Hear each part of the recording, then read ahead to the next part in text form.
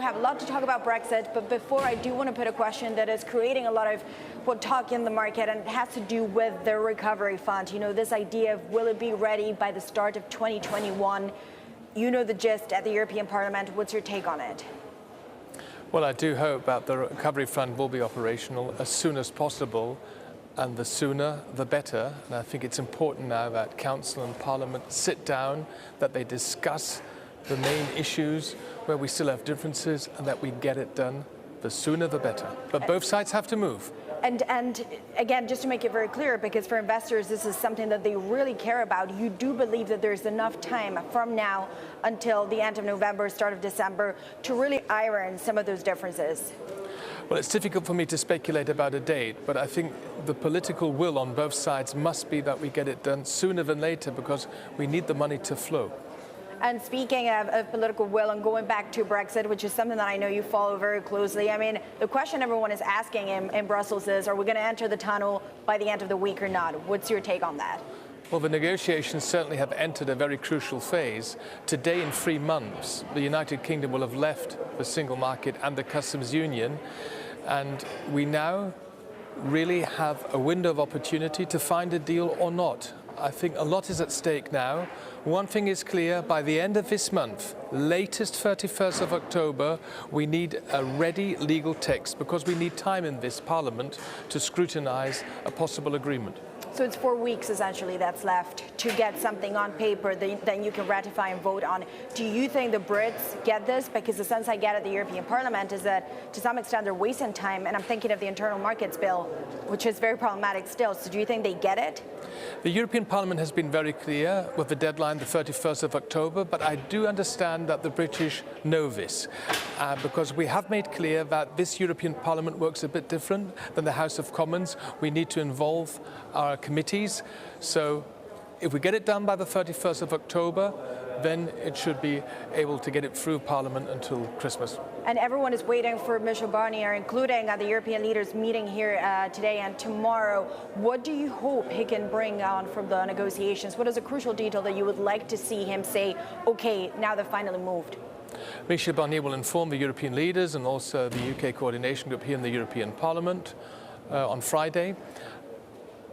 We still have 3 major obstacles in the negotiations. One is the level playing field, the second one is fisheries, and the third one is a solid governance structure. I do hope that we now actually move forward. The European Union is offering the United Kingdom something we've never offered a third country before: quota-free, tariff-free access for goods to the world's largest single market. But this comes at a certain price, and it's very important that we have fair competition standards on both sides of the channel. And, you know, I often hear when you look at the entire negotiation that 90% of the deal is ready or could be ready. It's the 10% that it's still very political that's missing. Would you say that's a fair description of where the negotiation is at? 90% ready on a technical basis, 10% is the politics? Well, both sides have made progress on a number of issues, but those issues which are still open, where obstacles remain, are of fundamental importance. We in the European Union are very much for competition, but competition has to be fair, and that's why the level playing field is of crucial importance for us. And where can the European Union move? Because I guess that's the other side to this argument. If they move on those 3 issues, what can the European Union offer in return? Because ultimately something's got to give on both sides. Both sides have to compromise, and to compromise, both sides have to show flexibility, but you have to show flexibility without violating your own principles. We understand that the British government has red lines, but we also have our principles, and one principle is that we have to protect the integrity of the single market.